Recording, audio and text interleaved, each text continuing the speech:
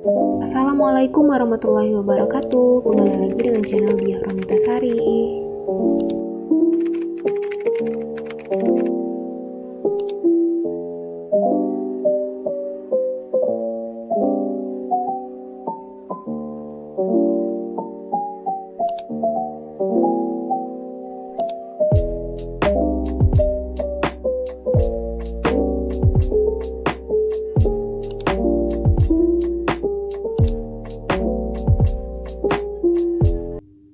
Oke, berbicara tentang statistika pastinya berhubungan dengan data kan? Nah, contohnya seperti ini. Mungkin kalian pernah ditanya sama guru, "Kamu biasanya bangun tidur jam berapa?" Terus kalian jawab jam 5.30, Pak. Padahal kalau di data lebih teliti, kalian tidak selalu bangun jam 5.30. Misalnya data bangun kalian hari Senin jam 5.30, Selasa 5.28, Rabu 5.30, Kamis 5.30, Jumat 5.29, Sabtu 5.34, dan Minggu 6.00. Cuman karena keseringan jam 5.30 saat bangun, makanya kalian mengatakan ke guru bahwa kalian bangunnya jam 5.30. Nah, pengambilan satu data sebagai sampel ini disebut pemusatan data. Kenapa disebut pemusatan data? Karena dalam mendeskripsikan data, kalian hanya mengambil satu data yang mewakili data-data yang lainnya. Nah, selain ukuran pemusatan data, ada juga yang dinamakan dengan ukuran penyebaran data. Ini akan kita pelajari di pertemuan keempat ya. Nah, untuk sekarang pemusatan data ini kita akan mempelajari yang pertama rata-rata, yang kedua median, dan yang ketiga modus. Nah, pada pertemuan kedua ini kita hanya membahas tentang rata-rata. Apa itu rata-rata? Rata-rata atau mean adalah salah satu bentuk pemusatan data yang didapat dengan cara menjumlahkan seluruh data lalu dibagi dengan banyak data. Contohnya gini. Berikut ini adalah rata-rata nomor sepatu 10 siswa yang menjadi perwakilan tim futsal SMP Jaya Raya pada turnamen antar siswa nasional. Nah, ukuran sepatunya ada 40, 37, 39, 40, dan seterusnya ya. Pertanyaannya, tentukan rata-rata nomor sepatu tim futsal tersebut. Nah, yang ditanyakan rata-rata sesuai definisi, kita harus menjumlahkan seluruh datanya, kemudian dibagi dengan banyaknya data. Jadi kita catat dulu info pentingnya. Yang pertama, jumlah data. Jadi kita tambahkan aja semua data nomor sepatu itu ya. Jadinya 40 ditambah 37 ditambah 39 ditambah 40 ditambah 42 ditambah 38 ditambah 38 ditambah 37 ditambah 38 ditambah 40 sama dengan 389. Lalu info kedua, kita butuh banyak data.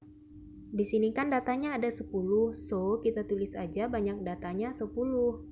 Udah deh, langsung kita cari min atau nilai rata-ratanya. Jumlah datanya 389.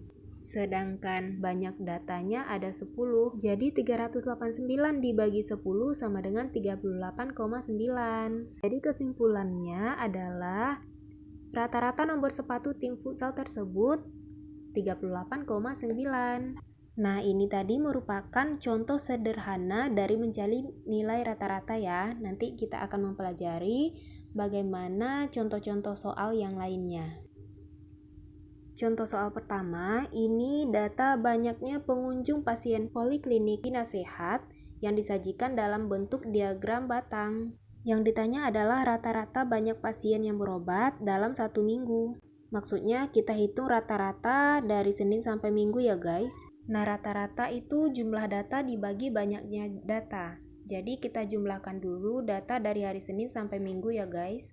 Senin itu 18 ditambah Selasa 20 ditambah Rabu 19, Kamis 23, Jumat 21, Sabtu 17, dan Minggu 15. Kemudian dibagi dengan banyaknya data. Berarti kan 7 ya dari Senin sampai Minggu. Nah, ini kalau dijumlahkan hasilnya 133 dibagi 7. So, rata-ratanya adalah 19. Jadi kesimpulannya, rata-rata banyak pasien yang berobat di poliklinik Bina Sehat dalam waktu 1 minggu adalah 19 orang. Oke, kita lanjut ya. Contoh soal kedua, ini merupakan data bentuk tabel. Berikut ini merupakan tabel nilai siswa kelas 8E. Yang ditanya adalah berapakah banyak siswa yang mendapat nilai di atas rata-rata? Nah, rumus rata-rata itu jumlah data dibagi banyak data. Tapi di sini kita harus teliti ya guys. Jika langsung kita tambahkan berarti 5 ditambah 6 ditambah 7 dan seterusnya. Tapi di sini kan nilai 5 ada frekuensinya 3, berarti 3 siswa. Nah, nilai 6 juga 8 siswa. Jadi caranya 5 dikali 3. Karena nilai 5 ada 3 siswa. Begitu juga dengan 6 kali 8 karena jumlah siswanya 8 dan begitu pun dengan seterusnya. Nah, 7 kali 10 ditambah 8 dikali 11 ditambah 9 kali 6 ditambah 10 dikali 2. Dibagi banyak datanya. Banyak data berarti kan banyak siswanya. So, ini jumlah siswanya 3 ditambah 8 ditambah 10 ditambah 11 ditambah 6 dan ditambah 2. Jadinya 15 ditambah 48 ditambah 70 ditambah 88 ditambah 54 ditambah 20 dibagi 40.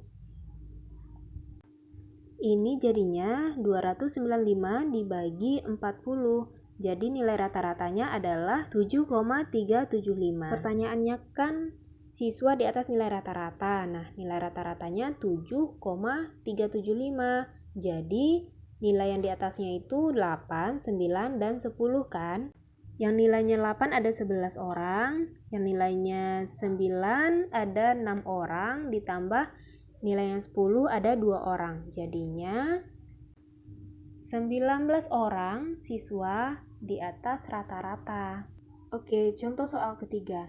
Nah, contoh soal ketiga ini levelnya sudah naik ya guys, jadi harus diperhatikan lagi dengan baik. Rata-rata dari 39 siswa adalah 45, sedangkan ada 1 siswa yang mengikuti ujian susulan. Nah, setelah ditambahkan, rata-rata ujian tersebut menjadi 46 di kelas tersebut. Nah, pertanyaannya, berapakah nilai siswa yang mengikuti ujian susulan tersebut? Nah, di sini ada 2 kasus ya guys, rata-rata sebelum susulan dan rata-rata sesudah susulan. Sekarang kita fokus ke rata-rata sebelum susulan dulu. Nah, rata-rata itu kan jumlah data dibagi banyak data. Berarti secara aljabar jumlah datanya akan sama dengan rata-rata dikali banyak data. Jadi, rata-rata sebelum susulan itu adalah 45 dikali banyaknya siswa, 39 siswa. So, jumlah data sebelum susulan adalah 1755. Sekarang kita pindah ke rata-rata sesudah susulan ya. Rata-rata sama dengan jumlah data sebelum ditambah dengan jumlah data susulan dibagi banyak data sebelum ditambah banyak data susulan. Kita misalkan nilai anak yang susulan itu sebagai N dulu ya.